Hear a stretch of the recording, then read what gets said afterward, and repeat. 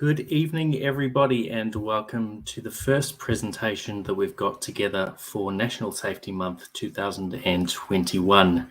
Thank you for joining this evening, and hopefully everyone should enjoy the presentation that OzRunways has got together for us. Just a few things before we get started. Firstly, I'd like to thank our National Safety Month sponsors for 2021, of which OzRunways is a gold sponsor throughout the month. We do, of course, have a range of products that are available across National Safety Month. In fact, over $10,000 worth of products to give away thanks to our sponsors. So please make sure you check out our National Safety Month website, available from the RAL's website, and enter those weekly quizzes. And make sure you tune into our range of live streams that we've got going over the next 3 days to enter the competitions that we've got going there as well. But once again, thanks to OzRunways, who is a gold sponsor of National Safety Month and a long-time supporter of RALs and aviation safety.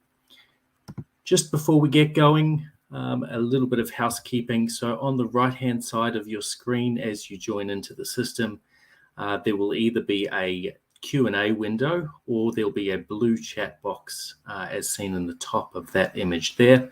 If you click on that blue chat box, it will open the Q&A system if it's not already open on the right hand side of your screen. In there you can enter any Q&A, so any questions that you've got for the team this evening, and they will answer those throughout their presentation. So once again, thank you to OzRunways. Thank you for joining in this evening, and we hope you will join over the next 3 days. Go and have a look at that schedule that we've got together with a range of presentations and a range of guest speakers as well on some of the top safety themes that we've got for 2021. So on that note, I'll welcome in our guests this evening. We've got Alan and Jack from OzRunways.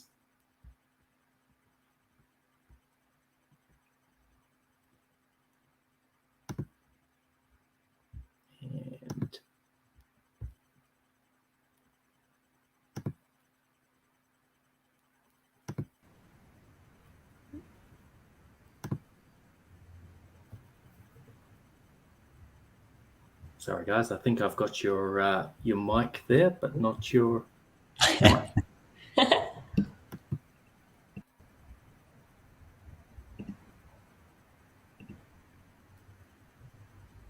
That's all right. We'll just push on. No one needs to see us. Sorry. Hi, everyone. Jake and Ellen here from OzRunways. We'll just give you a quick rundown on what we're going to do tonight, and then we'll get straight into it. So basically, we're going to spend about half an hour taking you through some new features in the app, and also just having a look at some of the old classics that are good to have your head around. We expect that'll take about half an hour, and then around about half an hour at the end for some Q&A if there's anything you want to know more about. Feel free to ask questions while we're doing a bit of a demo. We'll get to them if we can, but if we do miss some, please keep them back and ask at the end. Get to them then. All right, so we'll jump straight into it. The first thing that we want to have a look at tonight is the download system. One of the most important things in OzRunways to know about is the download system. So most of you are probably aware of this, but we've revamped it in the last about a year and a half ago. We got a new download system to make it easier for everyone. And the point of the download system is so that you can download your aeronautical data so that you can access it anytime. So if you go out of internet range and you don't have access to the internet anymore, if you've got your data downloaded, you'll still be able to look at it. So that's your maps and your aerodrome charts, etc. So the download system is on the settings page in the bottom right corner here. And just on the left there, third option down, we've got downloads. So I'm just going to tap into that one. So this is the new download system. At the top, you've got a storage bar. just to give you an idea of how much free space you've got left on your iPad, how much OzRunways is taking up, and how much your other apps are taking up. So if you're getting a bit tight on space, you can see what's happening up there. You might need to go and delete some photos or something. That's just for a quick overview. Below that, you've got the regions that you've got access to. So for most of us, that'll be Australia, as we can see there. And I'll come back to that in a second. At the bottom of the page here, we've got some settings. So these are the settings for the automatic download system. So the auto download system keeps whatever you've got selected downloaded and up to date without you having to manually come and download it every time some new data is released. So if you want auto downloads to happen, basically you just turn all three of these options on. But I'll cover what they each mean just briefly. So the first one here, download on startup. If you've got download on startup turned on, what that means is every time you open OzRunways, it'll come through, it'll look at what data you have turned on, it will check for any new data or any updates, and then download them if applicable. The second option here is background downloads. So background downloads, similar to download on startup, what will happen if you've got background downloads turned on is overnight, if your iPad is connected to a Wi-Fi network and preferably plugged in and charging, and you've got OzRunways open in the background, so you haven't force closed it, overnight, OzRunways will check all your data packs and make sure that they're up to date. And again, if there are any updates on new data, it will download them. And the last option here is clear expired data. So all that one does is once some data expires, so say a new map cycle's come in, the old ones have expired, 3 days after they expire, OzRunways will delete them automatically to make sure you're not building up a bunch of old files that taking up space that could be used for other things. So the gist is, if you want your downloads automatically managed, just turn all three of these options on. So to explain a little bit more about that, we'll go into this Australia region here just by tapping on it. So in here, we've got some data packs. So what we've done is we've grouped together the data in kind of logical groupings. So you'll see up the top here, the first pack is the VFR and base data pack. So this pack has your URSA, aerodrome charts, AIPs, SUPs, AIC, documents, which is anything on this documents page down here. It's also got the PCA and the hybrid VFR. And for those who don't know, the hybrid VFR map is just a combination of all the Australia-wide WACs, VNCs, VTCs, and insets. So they're all put together onto one big map. So if you've got the hybrid VFR map, you've got all of those charts by default. If you've got an IFR subscription, you'll have an IFR pack visible there. If you've got premium subscriptions, a premium subscription, you'll see some extra packs like the Pilot's Touring Guide here, and a few others as well, just depending on your subscription type there. So basically how this works is you turn on the packs that you want. So on the right-hand side of the page, we've got these toggles down the side. So if I want the IFR Extras pack, I just tap on it to turn it on. I've got my auto downloads turned on, so it's going to start downloading. You can see it's got a little progress wheel, yellow progress wheel there. You might have also noticed that down on the settings icon in the bottom right corner, there's a little icon that's changed color on top of the settings cog. So that's gone yellow and it's got a down arrow. That just indicates that a download's in progress. So you can see at a glance what's happening there, even if you're not on the settings page. So you can still see in the bottom right here, we've got that little symbol telling us that a download is in progress.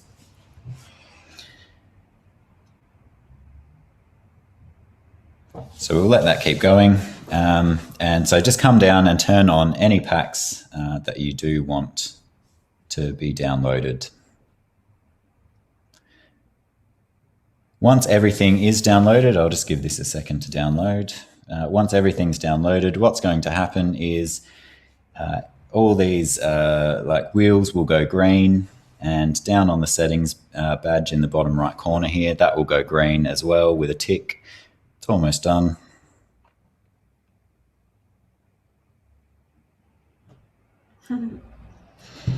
Nearly there. There we go. Everything's downloaded. So in the bottom right corner, we've got that green tick, which tells us our data that we've got turned on has been checked and is up to date. The other thing you might see is if for some reason a download has failed, I'll just simulate that. You'll get this red X icon on the settings badge to tell you, hey, something's not right, come and have a look. And then next to the data pack that's had a problem, you'll have this exclamation symbol there. What you can do is tap on that and it will tell you what files haven't been downloaded. So if this was another pack like the VFR pack or something, it might just be that a VNC for Perth, for example, couldn't download, which if you're flying in Sydney, it's probably fine. You can still go flying and come back and figure out the problem later. If you do happen to see this error with the downloading, what you can do is tap up in the top right corner, there's a little download icon. You can tap that one and that'll force a recheck of all your data packs and it will attempt to download it again. And generally that's going to fix the problem up. If for some reason it doesn't, just get in touch with us and we'll be able to help you out. So that's pretty much it for the new download system. Nice and simple, a little bit easier than the old one. Yeah, so I'll hand over to Ellen, who's going to have a look at the new map screen. Lovely, thanks Jake. Good evening everybody. I'm a little bit further away from the computer, so if you can't hear me very well, please let me know. Okay, so I'm going to talk about the new map screen layout. So this one first came out about, January this year, and we're just about to complete and we are just about to complete the transition. So the old map screen won't be available in the next app update. So getting ready for that changeover now. So I thought it was timely to go through this one. So this is the new map screen layout here. You can toggle between the old and the new one still. So if you would like to do that, you can find that toggle in your settings tab. You go to preferences on the left-hand side here. And then the last one on here. Oh, sorry, we're using the new app, so it doesn't even have the option. Sorry, we're giving you guys a bit of a sneak preview tonight of the one that's coming out soon. But that's where you'd find it, that you can switch between the new and the old. So coming around here, so I'm going to start on the left-hand side of the screen. And so we've got this bar here on the left-hand side. Now that one's very similar, if not exactly the same as the old map screen. So what these icons control here are your map overlays. So the first two circle ones there control the aerodromes and the ALAs.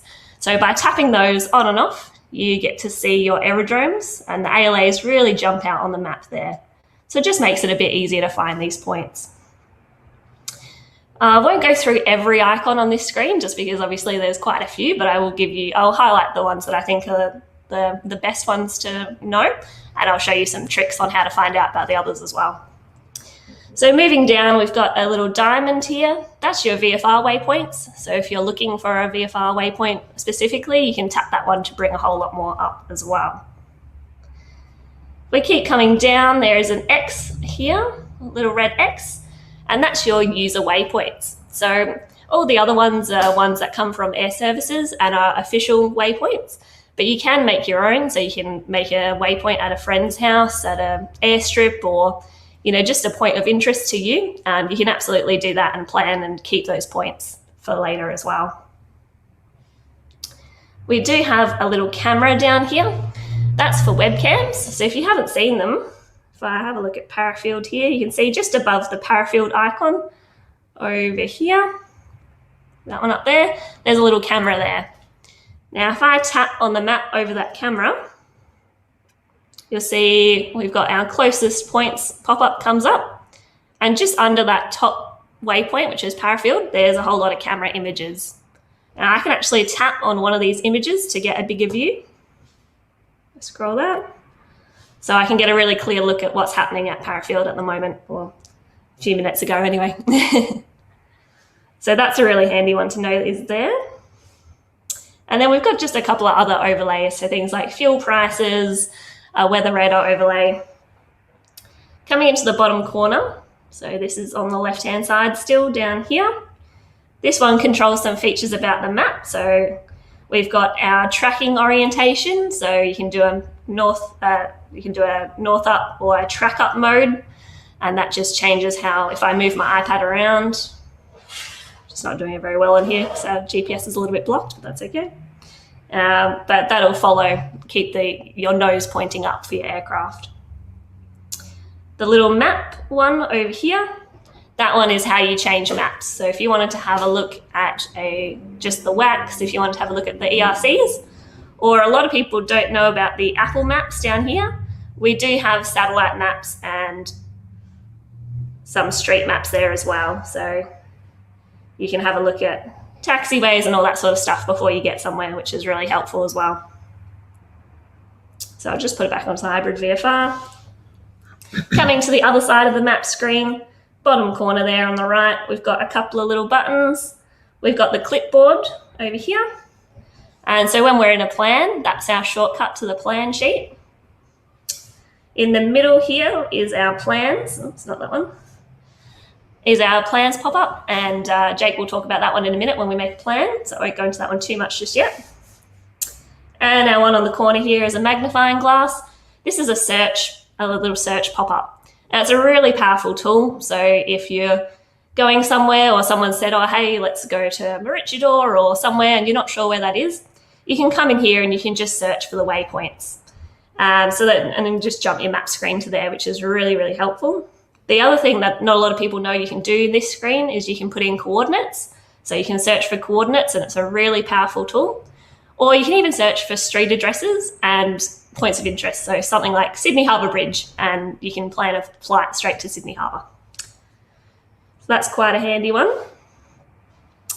Now, if there's any button that you remember on this map screen, let it be this one. So on this bar here, on the right-hand side, the very bottom one is a little question mark icon. If you tap onto that one, it brings up a legend for this map screen. So you're not just reading hieroglyphics here, you can tap on this one and you get a label for every single button and what it does there. So very, very helpful one down here. And there's the X in the top left-hand corner when you're finished. I won't go through the other buttons specifically just because we want to keep moving, but if you have any questions, please pop them into the chat there. As far as the benefit of this new map screen, you can declutter it. So a lot of people want to declutter it because there's a lot of icons around the screen, and you might be using an iPad mini or an iPhone and you just want to sort of collapse those down a bit. And you can absolutely do that with this one, which is really, really great. So the way we do that is this button in the top, what's this, left-hand side? We call it the show hide button. So what you do is press and hold on that one and you get these options pop up. Now, anything that has that blue tick on the left-hand side is going to collapse and hide when I hit this button. So you can actually customize which of these bars and things around the map screen you want to hide and which ones you don't.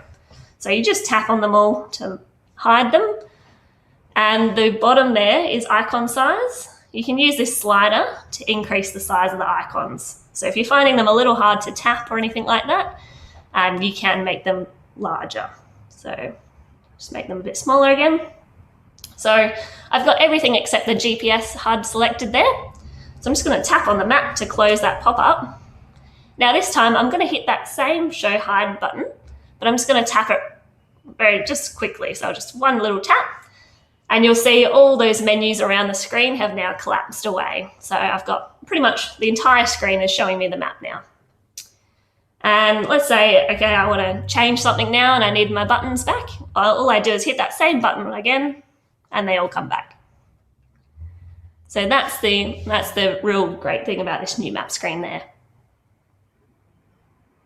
Alrighty. So that's it for the sort of new map screen layout.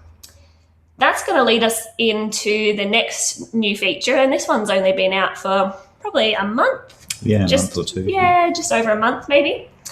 And that's our new terrain overlay. So to enable the new terrain overlay, we're going to go to the Map View Options button on the right-hand side. So that's this two little cogs icon over here. And the very last option there is Show Terrain Overlay. So I'm just going to turn that one on. Alrighty. If I zoom out, we'll be able to see a little bit of colour now over to the east of us. And that's the Mount Lofty Ranges just out of Adelaide there. So we've got a little bit of interesting stuff happening out here. So the terrain overlay has two modes. It has a ground mode and a flying mode. So when you're on the ground, the terrain overlay is going to basically, so what it does is it shows colours based on the terrain. And these colours are greens, sort of just letting you know terrain is rising, but it's not really much to worry about at the moment. Yellows are just showing that, you know, more terrain is building and it's sort of within 1,300 feet of you. And red shows any terrain that is at or above your level. When you're on the ground, however, you'd think that because we're on the ground, you would just be seeing a lot of red because everything around us is probably at or above us, right? So what we've done on the ground so that you don't see just a big red out screen is we've put in a bit of an altitude buffer.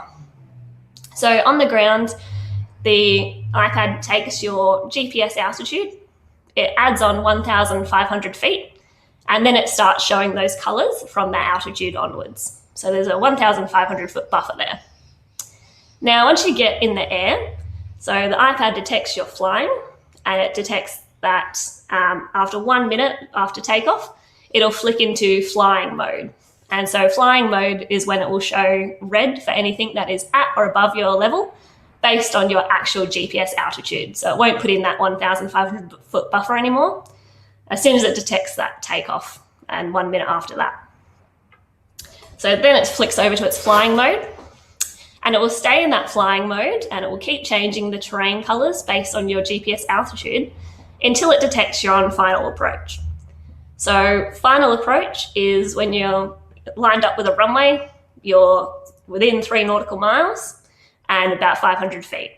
And at that point, we don't want to distract you with the screen suddenly going red and having a lot of action happening. You don't want to worry about that when you're on short final. So what the app does is it pauses that terrain overlay at about 500 feet and it will stop changing the colours. Now, it'll stay like that until you land or until if you do a missed approach, as soon as the app realises, okay, you're going around and you're taking off again, it'll start transitioning back into that flying mode and you'll see the colours update. So it's very, very clever in that way. Now, I will say this terrain overlay is just for situational awareness, so please don't use it to avoid any mountains or anything when you're in hazardous weather, but it is a really great situational awareness tool there. So that's the terrain overlay there. We do have an additional new feature called the Lower Safe Altitude Assistant, and I will just run through that one quickly. I'll just quickly pop in a plan so I can show you, and Jake's going to go through a plan in a minute. So we'll just put in, we'll go to Bankstown here. So we can see there's a lot of nice terrain over there, a lot of colour happening. So the way to turn on your Lower Safe Altitude Assistant is to tap on the route leg. So you see the magenta route leg there? We're just going to tap once on it so that it goes yellow.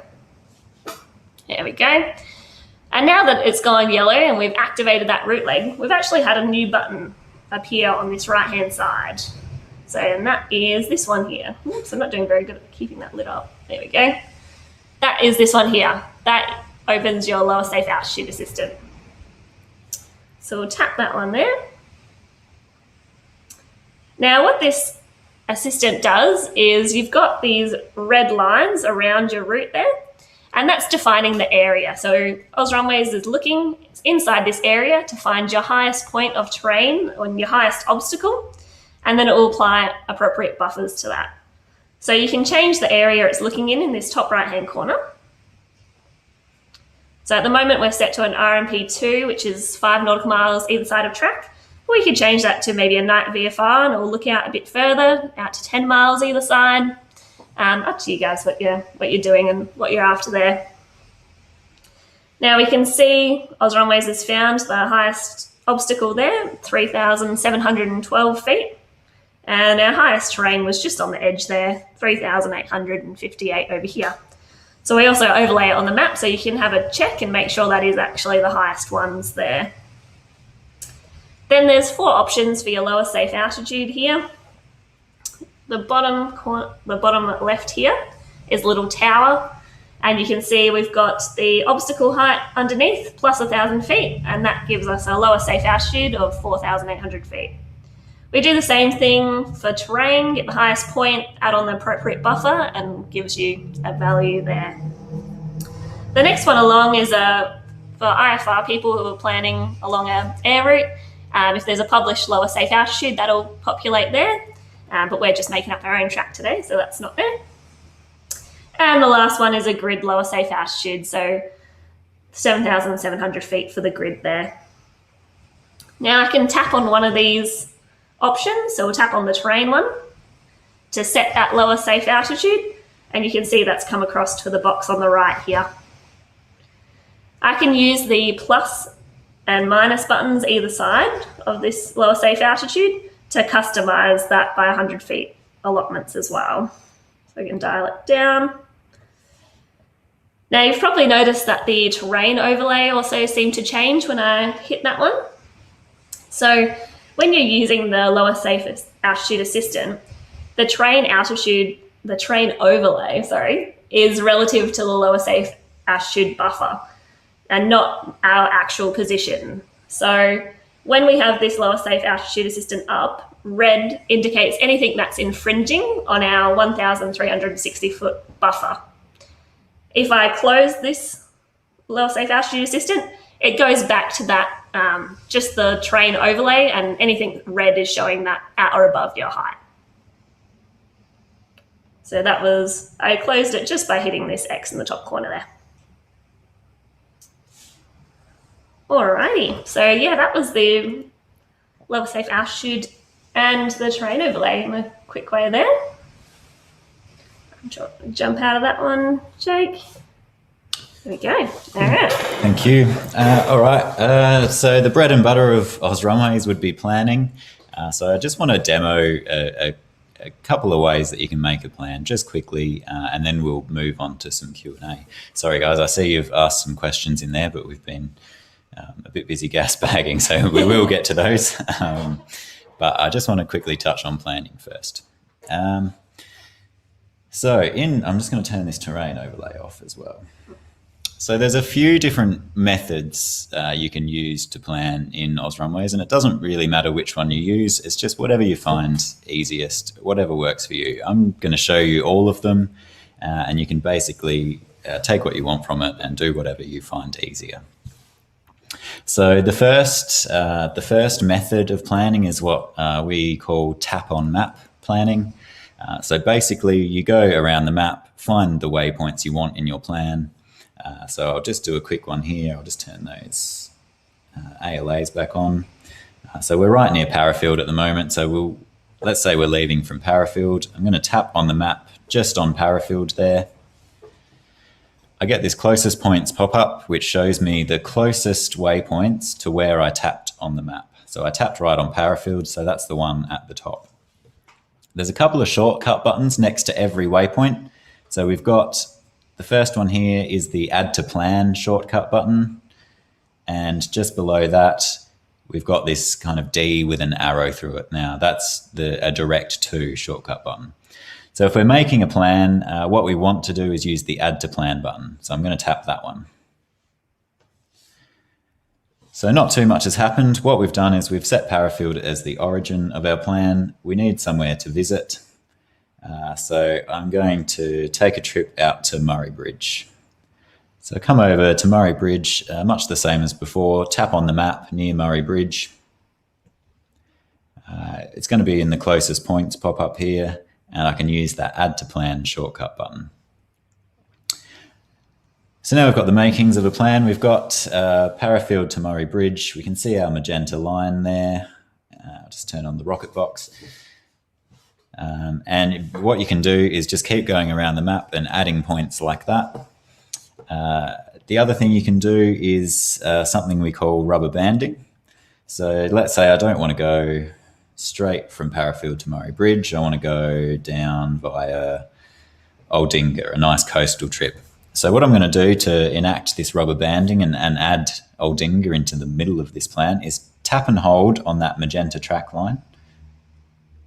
It's going to turn yellow and my finger's still on the screen, and I can drag that around. So I'm going to drag it down to Aldinga. Once I get to Aldinga, I'm going to let go.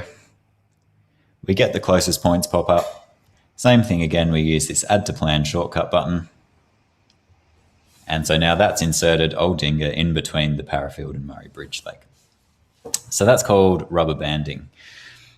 That would be the second way to construct a plan. So I'm just going to get out of this and show you the third way, which is using the Quick Planner. So the Quick Planner you can access in the bottom right corner by tapping this lines and dots icon. So the Quick Planner is at the top here, this little window on its own at the top. And just below that, you've got a list of plans that you've made in the past. What I'm going to do is I'm going to tap in the Quick Planner text field here. And straight away, we get some suggestions. So the app obviously knows where you are. It knows we're near Parafield, so it thinks that's probably a likely place that we're going to leave from. So it's suggesting it to us. So I'm going to just tap on Parafield in the list here, and it's going to fill it into the Quick Planner there. So our next point was Aldinga. So you can start typing using either a name or a code or a coordinate or a radial range. You can get a bit fancy with it, but we'll keep it simple for tonight. And let's say we don't know the code for Aldinga. I'm just going to start typing Aldinga. So in the suggestions list there, we can see Aldinga has come up. There's a little shortcut in the Quick Planner. If you press the space bar, the first waypoint in that suggestions list will be pre-filled into the Quick Planner. So I just tapped space and it's popped Aldinga up there for us. So we don't need to type the whole thing out. The next one is Murray Bridge. Same thing again. You can either tap the space bar to auto-fill this top waypoint, which is Murray Bridge, or you can just tap it here. So there we go. And so we've got our Parafield to Aldinga to Murray Bridge there. We can just press go. And that's constructed that plan for us. So what quite a few people tend to do, we've found, is they just pop in a start point and an end point into the Quick Planner. Press go. And then have a look for some waypoints along that track that they might want to stop at. So maybe you need to stop for fuel or food, or you just want to have a look. You can rubber band some waypoints in and make your plan that way. So they're the three methods you can use for planning. Yeah, like I said before, just pick whatever works best for you, basically. All right, so that's probably all I'll touch on for planning. So we might move into some Q&A now. Elle's got the reins on that one. So one question that's related, so I'll start with this one, is about can you save the plans so they can be pulled up easy? Yeah, absolutely. So we've just constructed this plan. We can see on the map, we're going from Parafield to Callington to Murray Bridge. So what I'm going to do is actually cancel out of this plan. And I can get back to it by opening this plans pop-up once again. And now in this plans list, at the bottom section of this window is the plans list. And we can see at the top, we've got that Parafield to Murray Bridge via Callington plan that I just created. This list can be sorted as well by different criteria using this button. So at the moment, my list is sorted by the date that the plan was created. So the most recent plans that I've created are being shown at the top. So you might need to change the sort order here if you're not seeing that. But you can sort by any of these, so by name or distance, etc. And if you choose the same sort option again, so I've just sorted by name. If I now choose name again, it's going to reverse that sort order. So now it's doing a reverse alphabetical sort. And same for created. So if I tap created, we've got oldest at the top. If I tap it again, we've got newest at the top. So that's the way to bring up plans that you've created before. Okay. So one at the top here is, will OzRunways introduce a logbook function at some point? So for that one, it's probably a case of never say never. We've got a huge development list of stuff that we want to put into the app and features we want to do. So yeah, it's one of those things, never say never. What we do have at the moment is in your settings tab here. If you head to your flight logs, so logs over this side on the left, and if we open up a flight, we'll just open up this first one here. There's an action or a share button in the top right-hand corner. And we've got some options to add them to Log10 Pro. So if you have that as a logbook, you can add that one through OzRunways here. So you can save your flight log. But there's nothing inbuilt in OzRunways to do your logbook.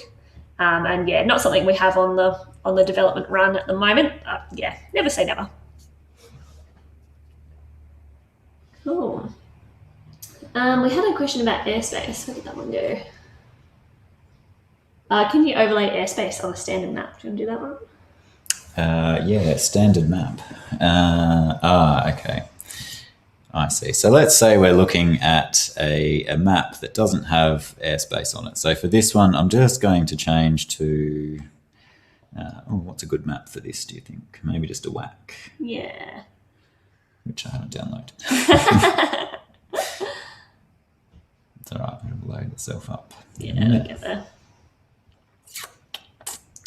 All right, internet's a bit saturated running the video as well. Maybe I'll just quickly download it. Or not so quickly. Should work. So just downloading the whack there so I can show you the airspace overlay feature. Almost done. There we go, and whack. So we're looking at a whack at the moment, which doesn't depict any airspace on it. What you can do is, if you know there's some airspace around, you can tap and hold with one finger on the map. So I know there's some airspace near Murray Bridge here. So I'm just going to tap and hold my finger near Murray Bridge. Now what happens when you tap and hold the map is you get this list of airspace that's under where you held your finger on the map. So at the moment, we can see some CTA levels and not much else. What you can do is tap on one of these in the list, and it's actually going to highlight and draw that piece of airspace on the map for you and give you some more details about it as well. So you can see all the details in that little box there. Now you can control what kind of airspace appears in that list over in map view options here. And airspace. All right, so at the moment, I've only got CTA and CTR turned on. But I'm also going to turn on PRD because that was the one I was looking for that didn't come up. So I've turned on PRD. If I tap the map, if we go find Murray Bridge again, and I tap and hold near Murray Bridge, we've got this danger area coming up at the bottom here. So I can tap on that and get some more information about it there. And the same will work with the restricted areas. So here we go, I can see the restricted areas around Edinburgh have come up there. They're highlighted in red because they're active at the moment, but again, I can tap on it and it will give me some more information. In this case, it's got some info from the NAIPS RA briefing, and it's telling us what time that restricted area is active, and also its status RA1 in this case. So yeah, that's how to get the airspace up if you're looking at a map that doesn't have airspace on it. Cool. And we're just, you probably saw we're on the camera now, Jake. So Yeah. big smiles. No, I'm kidding. Okay, so we've got some Android questions as well, which are great. So the first one here is asking if all the features are the same as the Apple iPad. The answer to that one is no, not yet. So the thing is, we started, or OzRunways, not us personally, started doing EFBs and doing this app 10 years ago. So it started a long, long time ago with the first iPad that was released. The Android app of ours didn't start development some 5 years later. So there's just a 5-year age gap between the two apps. And that's why there's a bit of a gap in the features at the moment. But we've got a great Android team working on bridging that gap and, yeah, doing lots of cool developments at the moment. So, yeah, keep an eye out for that. So, yeah, basically not all the same features as the Apple app at the moment, but definitely more coming. And the Android app still has all the data. It has all your maps, your Ursa. It's completely legal to use as a paper replacement in the air. So there's no issues with CASA or anything like that. So that's that one. And did I see another one? Sorry, just take us a minute to find the questions. Oh, this was from an Android as well. So there's a question about printing the map on Android. I don't have an ETA of when you'll be able to print the map at the moment, sorry. You probably know you can do a screenshot of your device and print that screenshot. But I've made a note for the developers, and I'll let them know that that's a requested feature. So thank you. Alrighty. Do you want to do that one? Sync between devices, if you can sync. Yeah, so a question about syncing data between devices. So there's no automatic sync at the moment, but it is something that we do want to implement. It's just a really tough one. There's a lot of considerations around, when data should change, should it, update while you're flying, et cetera, et cetera. And there's also a lot of background stuff that has to go into it as well. And another thing that we'd like to see is syncing between the two platforms, so Android and iOS. So there's some work to do around that as well. Definitely pretty high on our priority list, but something that's going to take a while to implement. But in the meantime, I can show you how to move different bits of data around pretty easily.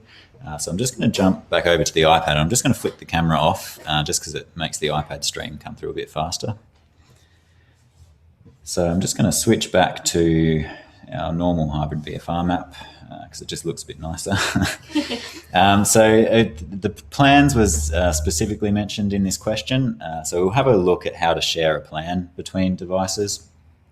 To do that, I'm going to open the plans list here. And I can see the plan. We'll have a look at the plan we just made as an example. I'm just going to tap on it to open it. And up the top, towards the right, we've got this little more or action menu button. Tap on that one, and one of the options here is share. So I'm going to tap on share. Now this opens up the iOS share sheet. So you've got a lot of options on how you can distribute this file. One of the quickest ways is if you're sending it to a backup device, so you've got an iPad and you're using an iPhone as a backup or another iPad, AirDrop is probably the quickest way, which is this icon here. So if I tap AirDrop, what's going to happen? It's going to bring up other Apple devices in close proximity. You can just tap on one and they'll get the other device will get a little pop-up asking if you want to accept it. You click accept and it loads it into OzRunways and job done. So it only takes 10 seconds or so. Otherwise, you can email it if you like. You can send it as an SMS. You could save it to a Dropbox account, or any of these options will work, and then you can just open it on the other device. You can also share, so if I just go back now by tapping back in the top left corner, you can share multiple plans at the same time.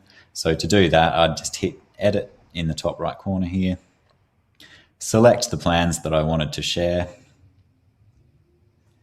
then tap on this share icon along the top bar there, and same thing, share 3 plans. We'll get the share sheet, which is, and the same thing as before, AirDrop being the quickest way, but also many other options for how to share it. So that's plans. If you've got some other data, so maybe some user waypoints, you can share those as well. So just come into settings down here, and down the left towards the bottom, we've got user waypoints. And you can, once again, select a single one and share that. Or if we go back and choose edit, we can multi-select them and share them. And any of these options will bring up a share sheet. If you're sharing to OzRunways, to another OzRunways app, use CSV, because that includes more information than any of the other options. So if you've changed the colors of your waypoints, or included some notes along with it, you'll need to share it as CSV for that to go through. You can also share entire groups at a time. So I've got this group of waypoints called demo group. I think it's just lagging a bit, so I'll give it a sec to catch up. Just thinking about it. There we go. Okay. It seems to have come back. So now if you just come onto the user waypoints page here and tap the share button straight away at the top, you'll get this option where you can select entire groups to share. So if I just select demo group, and same thing, export, and that will share that entire group of waypoints. So if you've got 10 or 20 of them, that's a bit quicker than sharing them all individually. And the same, if aircraft profiles can be shared as well, that's the other common one. So that's just over on the left here in settings, aircraft. Just tap on an aircraft that you want to share, use the share button in the top right corner, and share sheet once again. So they're pretty much the 3 main things that you might want to share, and that's how you do that. So to answer the question in a very roundabout way, syncing is on the cards, but it's not quite there yet, and it'll take a while to implement, but definitely something we want to do. One at the top here is that you have 100% downloaded in settings area, but when you go into the maps, the ERC low national still has a download icon beside it. So that is a great question. So that would be, if I can just go into settings, downloads here. If I just remove, after we waited so patiently for these to download, I'm going to remove the IFR download. So if you have a VFR subscription, you won't see this IFR extras pack. You'll just see the VFR and base data. And if you have an IFR subscription, then you get this extra IFR pack, which includes your IFR maps and the extra approach plates and things in the DAPs. So I've just got the VFR downloaded, and I'm going to come back to the map screen here, and then have a look in the choose map pop-up. And so we can see on this one, on the right-hand side of the ERC low, we've got a little cloud with a down arrow icon showing that that map is available for download, but it hasn't actually been downloaded onto the device. So this is a great question because the VFR pack includes your hybrid VFR map, but it does not include the ERC low. So if you want to download the ERC low national map, you do want to come in here and hit that cloud icon, and you can download it onto your device here. This is also a way for people to download individual maps if you would like to do that rather than downloading the whole VFR pack. So if you're struggling for space on your iPad, or you only really fly around your local area, you can pan your map over to the area of interest. So This choose map list is based on the screen area at the time, so any map relevant to that area will show up. And then you can come along in here and hit these cloud icons to download the individual maps as well. And as soon as we finish that download, you'll see that cloud icon's gone on this side now, and that shows that that map is now downloaded onto the device. We do intend to put that into another pack for the VFRs as well, the ERC low. We're just trying to find a nice way of putting it so that it doesn't double up for the IFR people as well. So just got to find a neat little way of working that, really, but that will happen. Cool. So another question just about sharing between Apple and Android. What I was demoing before was just sharing between Apple devices. So at the moment on Androids, Runway uses a different format for plans and user waypoints, and they're not able to be shared between at the moment. That's definitely on the cards as well, because we want to do the automatic syncing, and as part of that we'll need to bring these the formats in line so that they can all share together. So not at the moment, but definitely coming. Yeah. And another question on there at the moment is about navigation data for avionics systems. So at the moment we have integration with Dynon Skyviews. So if you have a premium subscription, you can download, like free of charge, it's included in your subscription. You can download the hybrid VFR map layer and display that on your Dynon avionics. And you can also download waypoint information and upload that into your Dynon, so you can use the GPS and things in there as well. At the moment, that's only available for Dynon. We don't have any plans that I know of to make a more generic file type like the US as you're suggesting, but I'll put that on the list and we'll definitely look into that. It's not something I was personally aware of, so yeah, we'll have a look into it and see. Cool. Well, that looks like all the questions. There's just one more thing that I want to touch on. Always good to leave people with how to get in touch with us if you do have any questions or suggestions or feedback in general. Probably the easiest way is to come down into settings here, and there's this orange help option down the side. So there's a couple of things in here. One is a link to our documentation. So if you tap on that, it'll come into Safari and you can read the various manuals here. So OzRunways iOS is probably the one we'll look at the moment. And there's a full manual here. So you've got all the different, you can't see where I'm tapping, you've got all the different pages and functions down the left there to help you learn more. Back on the help page in OzRunways, we've also got a couple of options at the bottom. So if you can use this email support button at the bottom, that'll just open up an email window. It gives us a little bit of information about your device and what software you're running and what app version you're running and what kind of device you have, etc. So we can get a quick overview that way and just shoot off an email there. Otherwise, you can use our online support form, which also sends us an email. We're pretty friendly and pretty responsive. We kind of aim to answer everyone within, about an hour in reasonable hours, probably not at 3 a.m. on Sunday, but within business hours, we aim to get we aim to answer you pretty quick, and we also have someone watching it 7 days a week as well. And like I said, we're pretty friendly, so please feel free to write in if you've got a question or comment or suggestion, etc. Absolutely. We've also got. Oh, do you want to do that? Oh, I was just bringing it up to prompt you. But. Okay. We've also got a YouTube channel. So probably the quickest way to find that is to do a Google search for OzRunways YouTube, and you'll end up somewhere here. So we've got a bunch of different videos. There's a lot of older ones on there, but we're working through them and we're updating them. And as you can see, we've been a bit busy recently putting out some new ones. So a lot of little handy hints style videos here. but also some more kind of full-on demos. There's one here for how to use the LSOL assistant and how to use the download system, etc. So there's more of those coming, planning ones coming next, and there'll be more to follow after that. So if there is something you want to see a video on, please write in and ask for it, and yeah, we'll make it. Definitely.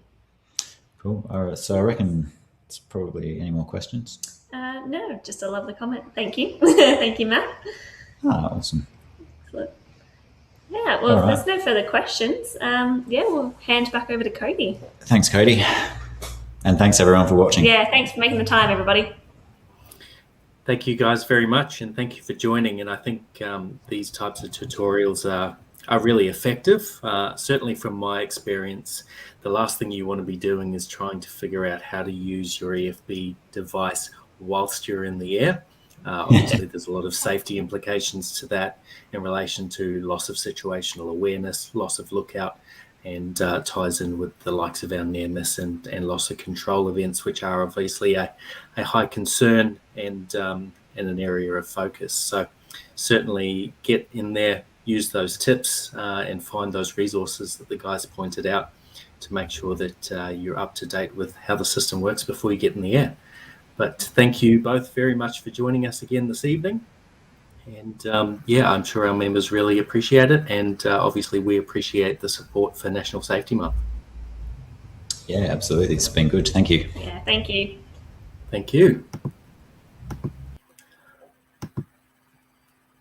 All right, guys. So once again, thank you very much for joining this evening. That is our first presentation for National Safety Month, but we do have a wide range of presentations available over the next few days with 3 days worth of conferences that we've got available. Obviously, tomorrow is based on our instructors with more of a flight school focus. However, Saturday, our conference is focused on seminars for pilots. And then on Sunday, we've got seminars focused on aircraft and equipment. So please join in there. Make sure you also check out our National Safety Month content to enter the prize draws to win over $10,000 worth of giveaways that we've got to give away at the end of the week. And for every seminar that you join in for, we will also get an additional entry into those prize draws there as well.